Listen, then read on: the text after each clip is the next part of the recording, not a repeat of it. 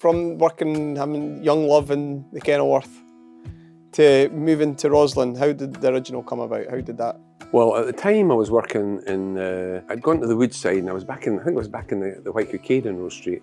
My dad was looking around to harness my youth and enthusiasm in the business, and he was looking around and we looked at several places, a few places, and then my father, this came up, the original, and I'd never heard of Roslin before, or the chapel, and we came in, and it was tidy, the place. It was a bit, it not long been done up by the previous owners, and it was all freshly painted and clean and tidy. But it was like a village pub, and it was a proper public bar. And we had a lounge with it that was like a bus station. It had no atmosphere at all in it. And I remember I worked on the atmosphere and the lights, and eventually they got decorated. And that's when flock wallpaper was in. Flock wallpaper had heavy curtains, and we moved in here in the March, and we were married in the November. So there was that period of time when Maureen used to come every weekend.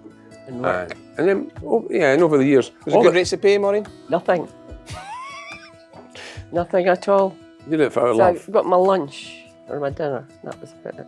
You got a row for being late. I got arrested for being late, and I was like, You're getting paid. get arrested for being late? I'm doing this free. In those days we had music. 3 nights a week. In those days we had live music in the old lounge, and we had The old Carter lounge Bar. being the... Yeah, which half the function room. We had Carter Bar, we had Flying Haggis, Braidwood, and one or two other ones we had. That's the ones I remember. Is it true that shortly after moving to the original and taking over in March 1973, that the original was voted the worst pub in Midlothian? We did. By Pub Spy. We had a pub spy not long after we came in, maybe not the first year, but it was a pub spy.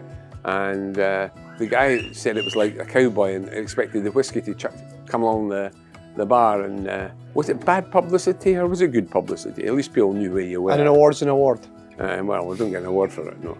Was it the Sunday Mail pub spy? It was the Sunday Post. I've still got the cutting. Sunday Post. In those days I had youth and enthusiasm, and I did all the hours, and my wife used to tell me she was a one-parent family and we had kids, because I was working 60, 65 hours a week, because I did every morning, I did every breakfast, most days you weren't so busy with accommodation, but I did it. My wife used to hate when she still worked in the bank when we were first married, but I'd be lying in her bed and she'd have to get up.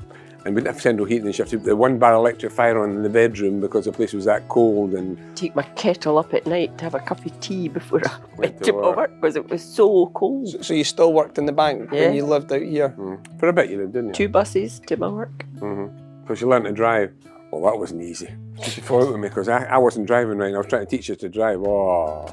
Obviously the business as it is now, how did the business operate when you came in?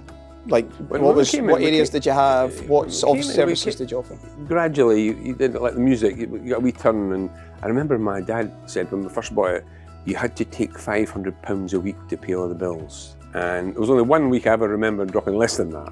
But you think about 50 years ago, £500 was a lot of money then. But